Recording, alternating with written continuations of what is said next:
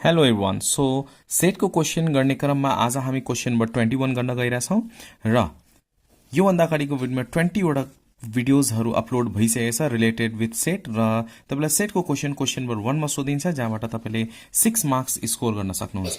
So look at question number 21। Question number 21 मा लेखेको छ A and B are two subsets of universal set U. A and B are two subset, दुईटा सबसेटहरू छ के को युनिभर्सल सेट यु को such that NU is equal to 100. Total NU is equal to के छ 100 छ and A minus B. and A minus B भनेको only A हो 32 plus X छ and B minus A भनेको only B हो 5X छ A intersection B X and A union B complement Y छ। नम्बर A मा क्वेशनले हेर्नुस् त के भनेको छ if A and B are disjoint set write the formula for finding A union B। अब disjoint set छ भने simple formula NA plus NB हुन्छ। So we can write down here since number A मा since A and B, यहाँ क्वेशनले के भनेछ A and B are disjoint set। So हामी यहाँ लेख्छौँ since A and B are disjoint sets then what is the formula of N A union B? cardinal number of A union B को formula के हुन्छ NA plus NB, cardinal number of A plus cardinal number of B. किनभने यो intersection छैन, intersection छ भने minus A intersection be हुन्थ्यो तर यो डिसजोइन्ट छ, छुट्टा छुट्टै छ। सो यसको फर्मुला यो भयो।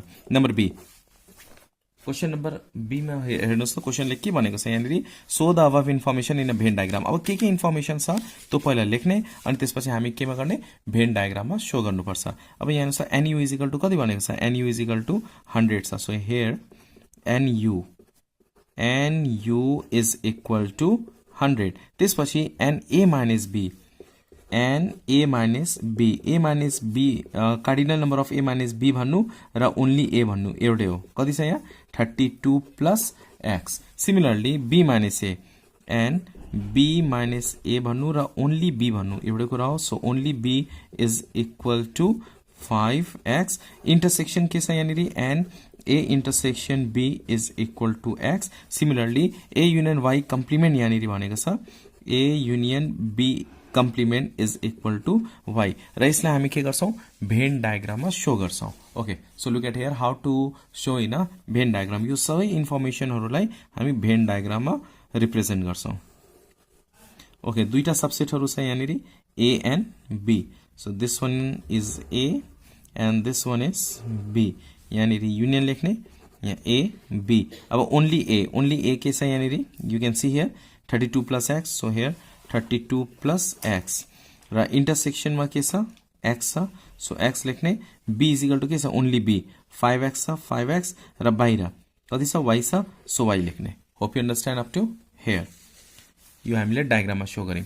अब C मा क्वेशन नम्बर C मा हेर्नुस् त क्वेशन नम्बर C मा क्वेशनले के भनेको छ you can see here if NA is equal to NB, same हामीले क्वेशन नम्बर 22 मा पनि गरेको थियौं NA is equal to NB, यहाँ पनि त्यही छ।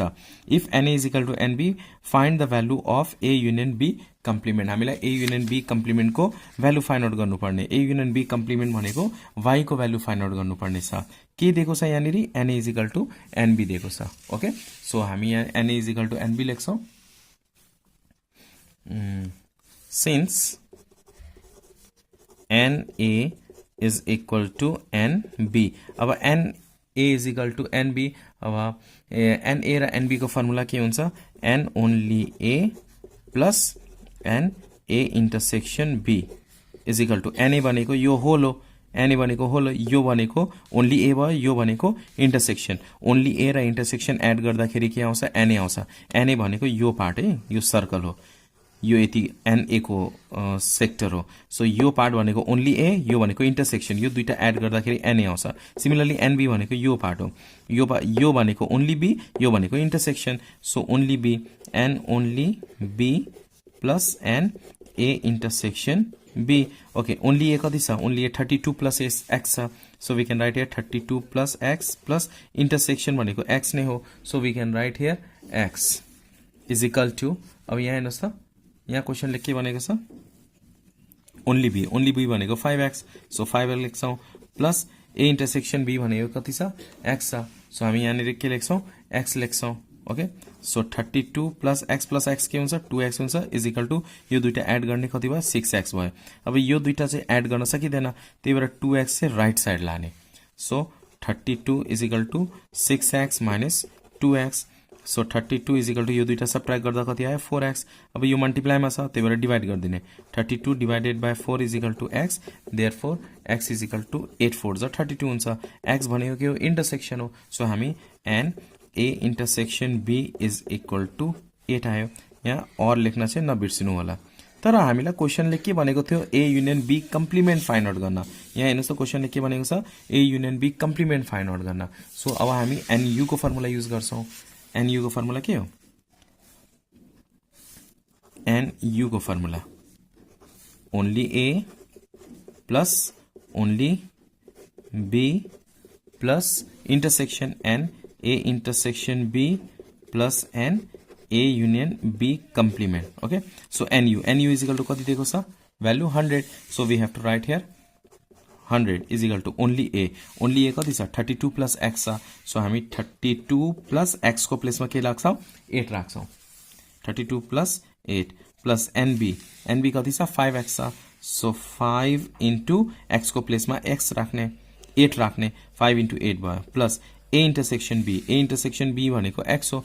एक्स को भ्यालु कति छ 8 छ 8 plus A union B complement कति छ वाई छ। यहाँनिर बाहिर वाई छ त्यही भएर हामी ए युनियन बी कम्प्लिमेन्ट को प्लेसमा वाई राख्छौं। Okay now we have to calculate 100 is equal to 32 plus 8 यो दुईटा एड गर्दा 40 हुन्छ प्लस 5 8 जा 40 फेरि आयो plus 8 plus Y 100 is equal to यो एड गर्दा 88 हुन्छ 88 प्लस वाई।